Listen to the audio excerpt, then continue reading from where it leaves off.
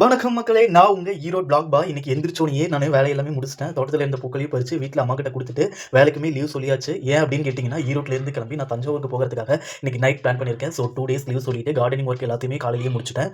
கொஞ்ச நேரத்திலேயே மழையுமே வந்துருந்துச்சு. அதையுமே பார்த்துட்டு அடுத்த வேலைக்கு போகலாம் அப்படின்னு முடிவு பண்ணிட்டேன். இந்த வீடியோல நான் எத பத்தி சொல்றேன் அப்படின்னா, ஈரோட்ல இருந்து ஆரம்பிச்சு தஞ்சாவூருக்கு எவ்வளவு அமௌண்ட் செலவாச்சு, என்கிட்ட எவ்வளவு இருந்துச்சு அதெல்லாம் இந்த வீடியோல பார்க்கலாம். வாங்க வீடியோக்குள்ள போலாம். அதுக்கு முன்னாடி நம்ம ஈரோடு பிளாக் பாய் சேனலை சப்ஸ்கிரைப் பண்ணுங்க அண்ட் சப்போர்ட் பண்ணுங்க. இன்னைக்கு டே 28. எனக்கு 2 மணிக்கு ஈரோட்ல இருந்து தஞ்சாவூருக்கு ட்ரெயின் இருக்கு. செம்மொழி எக்ஸ்பிரஸ்ல தான் போகணும். அதனால நான் 1 மணி ஆயிருச்சு இங்கிருந்து கிளம்புறதுக்கு. இப்போ காலையில ரேபிடோ புக் பண்ணி நான் ஜங்ஷனுக்கு போறேன்.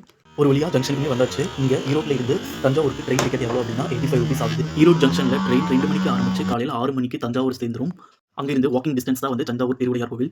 அவன் நேரமா என்னன்னு தெரியல, ட்ரெயினில் செம்மையான கூட்டம். ஸோ ஈரோடு பஸ் ஸ்டாண்ட்லேருந்து போய்க்கலாம் அப்படின்னு பஸ் ஸ்டாண்டுக்கே போயிட்டேன். அங்கேருந்து ஸ்ட்ரெயிட் பஸ் தஞ்சாவூருக்கு இல்லை, ஸோ கரூருக்கு போயிட்டு கரூர்லேருந்து திருச்சிக்கோ இல்லை தஞ்சாவூருக்கோ பஸ் இருக்குது.